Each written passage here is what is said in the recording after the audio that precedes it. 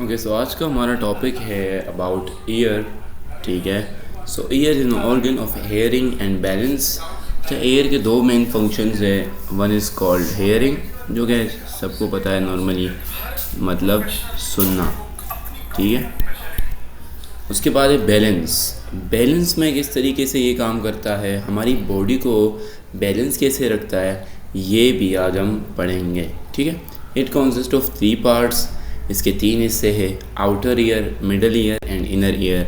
यानी बाहर का कान, फिर बीच में कान और एक अंदरूनी कान। लाइक इसके 3 पार्ट्स है, बाहर और अंदर, और बीच में इन दोनों को लिंक कौन कर रहा है, मिडल ईयर। ठीक है। The outer ear consist of pinna, ear canal and tympanic membrane और एयर ड्रम। अच्छा, फिर आउटर ईयर है ना, उसके भी कुछ पार्ट से कुछ हिस्से है, वो कुछ पार्ट से मिलके बना हुआ है। सो आउटर ईयर में कौन कौन से है, पिन्ना। पिन्ना या इसे एयर पिन्ना भी कहते हैं। सो ये जो आपका बाहर का पूरा आपको जो कान नज़र आ रहा है, जो इस तरीके से स्किन फोल्ड्स बने हुए हैं, कार्टिलेज इसके अंदर। ठीक है। सो ये क्या है, ये पिन्ना है जो बाहर से आपको नज़र आ रहा है। ठीक है। एयर कैनाल, एयर कैनाल ये जगह जो खाली नाली गई हुई है अंदर इनर एयर की तरफ, और ये आपको दिख रहा होगा, ये सारा ये पिन्ना है। ठीक है। और उसके बाद हमारे पास तीसरी चीज़ क्या है, टिम्फैनिक मेम्ब्रेन और एयर ड्रम, जिसे आम अल्फाज में कान का पर्दा भी कहा जाता है। ये रहा। ठीक है। ये यहाँ पे होता है। ठीक है। तो ये क्या है, आउटर ईयर के पार्ट्स है। The pinna leads into the ear canal which is closed in the inner end by tympanic membrane. Pinna जो है, पिन्ना यानी ये बाहर का जो हिस्सा है जो हमें विजिबल होता है, मेनली स्किन फोल्ड्स, ये क्या करता है कि ये एयर कैनाल के थ्रू टिम्फैनिक मेम्ब्रेन तक जाता है। ठीक है। और ये जो एयर कैनाल है ये बंद होता है आगे आगे। ठीक है। बंद कैसे होता है, यहाँ पे आपको सिंपल दिख रहा है कि यहाँ पे क्या है, टिम्फैनिक मेम्ब्रेन है जो कि इस एयर कैनाल को क्लोज कर रहा है। Ear canal has ear and produces wax to trap dust and small foreign bodies. Ear canal में छोटे छोटे बाल होते हैं। ठीक है। और साथ ही साथ एयर कैनाल में वैक्स भी प्रोड्यूस होती है, जिसे हम कान का कचरा कहते हैं नॉर्मली ज़बान में, बट इट इज़ नॉट कचरा, ये वैक्स होता है। और ये इसका काम क्या है, बहुत फ़ायदे का काम करता है। एक तो ये डस्ट जितनी भी मिट्टी विट्टी है और बाहर के कितने भी फॉरेन बॉडीज़, बैक्टीरियाज वगैरह, ठीक है, तो वो क्या करता है, उनको कैच करता है, उसके साथ चिपक जाते हैं तो अंदर नहीं जा पाते। The outer year collects and transmit sound waves. बाहर के कान का क्या काम है, यानी आउटर ईयर का क्या काम है, वो बाहर से इन्वायरमेंट से साउंड वेव्स को कैप्चर करता है। लाइक अगर ये साउंड वेव्स आ रही है इस तरीके से, तो ये यहाँ से कैप्चर हो जाती है और फिर यहाँ से आगे ट्रांसमिट की जाती है। ठीक है।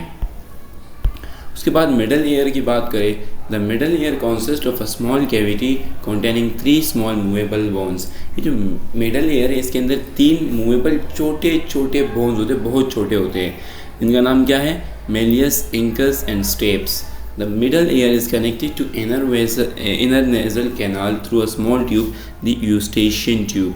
आपका जो कान है वो आपके नाक की कैविटी के साथ, नेजल कैविटी के साथ कनेक्टेड है थ्रू अ स्मॉल ट्यूब, एक छोटे से ट्यूब के ज़रिए, और उस ट्यूब को क्या कहते हैं, यूस्टेशियन ट्यूब। ठीक है। यहाँ पे हम देख लेते हैं, मेलियस ये रहा। ठीक है। मेलियस का दूसरा नाम हैमर है। इंकस ये रहा एनविल है इसका नाम, और ये स्टेप्स स्टेरअप ये। ठीक है। और ये स्टेरअप और ये एनविल और ये हैमर दरअसल इसी शेप की वजह से इनको ये नाम दिया गया है। ठीक है। अच्छा, और यूस्टेशियन ट्यूब ये रहा, यहाँ से ये जो यूस्टेशियन ट्यूब गई है ये आपके नेजल कैविटी के साथ कनेक्ट करता है। ठीक है। The middle year receive sound waves from air outside and transmit it into the fluid in the inner air. ये करता क्या है कि ये बाहर से जो हमने आउटर ईयर के ज़रिए साउंड वेव्स कैप्चर कर ली थी उनको ट्रांसमिट करेगा, भेजेगा इनर एयर में। ठीक है। The inner ear consists of a front membranous cochlea and a rear 3 semicircular canals deep inside the skull bones। जो आपका इनर ईयर है वो एक तो उसके अंदर जो हमारे पास कोक्लिया है जो कि मेम्ब्रेनियस है, यानी एक मेम्ब्रेन शेप में है, एक ये होता है, एंड अ रेयर, और रेयर मतलब कि पीछे की तरफ। ठीक है। फ्रंट मतलब आगे की तरफ। ठीक है। और पीछे की तरफ 3 सेमी सर्कुलर कैनाल्स होते हैं। ठीक है। स्कल बोन्स के अंदर जाके यहाँ पे देख लेते हम, ये रहा कोक्लिया, ठीक है। और बाकी 3 जो हमारे पास बोन्स है, एक मिनट, ये front membranous cochlea and a rare 3 semi circular canals deep inside skull bone, skull bone के अंदर होते हैं। शायद कि यहाँ पे इन्होंने शो नहीं किया, नहीं इन्होंने शो नहीं किया यहाँ पे, ठीक है, क्योंकि वो स्कल बोन्स में होते हैं डीप इनसाइड, तो इस वजह से शायद नहीं शो किया। The cochlea is associated with hearing while semi circular canals are associated with balance. जो आपके सुनने का काम है तो वो सिर्फ कोक्लिया से होता है, बाकी 3 जो बोन्स हैं सेमी सर्कुलर कैनाल जो है वो बैलेंस के साथ एसोसिएटेड है, ठीक है, बॉडी को बैलेंस रखने में। Both cochlea and semi circular canals are fluid filled and contain sensory hair cells. आपका जो कोक्लिया है और सेमी सर्कुलर कैनाल्स है इनके अंदर फ्लूइड होता है, फ्लूइड से फिल होते हैं, और साथ ही साथ इनके अंदर हेयर सेल्स भी होते हैं, ठीक है, और जो कि सेंस भी कर पाते हैं, सेंसरी हेयर सेल्स होते हैं। These cells transform sound waves into nerve impulse, और यही वो सेल्स है जो कि क्या कहते हैं, साउंड वेव्स को कन्वर्ट करते हैं नर्व इम्पल्स में। क्योंकि हमारी बॉडी यानी ब्रेन की अगर बात करूँ तो ब्रेन जो है वो नर्व इम्पल्स को समझता है, वो साउंड वेव्स को नहीं समझता, ठीक है, उसको सारे सिग्नल नर्व इम्पल्स के फॉर्म में चाहिए। नाउ अब कान का जो रोल है बैलेंस में वो क्या है, ज़रा वो पढ़ते हैं। Semi circular canals are sensitive to gravity, जैसे हमने कहा कि सेमी सर्कुलर कैनाल्स जो है वो बैलेंस में काम करते हैं, उनका रोल है, ठीक है। तो ये दरअसल सेंसिटिव है ग्रेविटी के लिए, ठीक है, यानी ग्रेविटी के हिसाब से बहुत ज़्यादा सेंसिटिव है।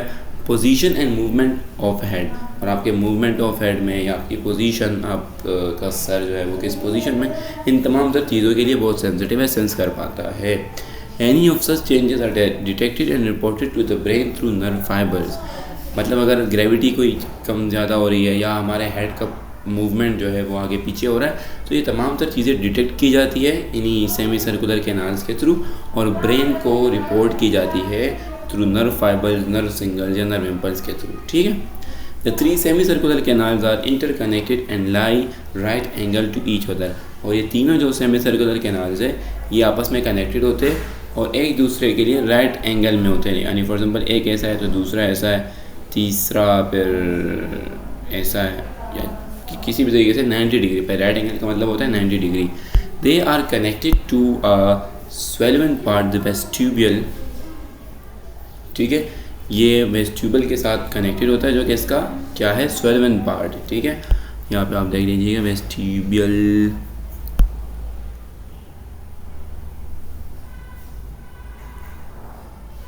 इन्होंने शो नहीं किया। बहरहाल semi circular canals and vestibule are involve in maintaining balance of the body in relation to gravity, और यही सेमी सर्कुलर कैनाल जो है और वेस्टिब्यूल ये इन्वॉल्व होते हैं बॉडी के बैलेंस शो करने, बॉडी को बैलेंस रखने में in relation to gravity, gravity के हिसाब से। ग्रेविटी कम ज़्यादा होगी तो ये सेंस करेगा, डिटेक्ट करेगा और ब्रेन तक नर्व इम्पल्स पहुँचाएगा। This is cochlea, this is saccule, utricle, cupula, ampullae, ठीक है, पोस्टीरियर कैनाल, लेटरल कैनाल और इंटीरियर कैनाल, ये 3 कैनाल्स हैं जिनकी हम बात कर रहे थे, 3 सेमी सर्कुलर कैनाल्स, ठीक है। तो this was all about ear and its role in the balance, ठीक है। सो अगले टॉपिक में इंशाल्लाह एंडोक्राइन सिस्टम पढ़ेंगे।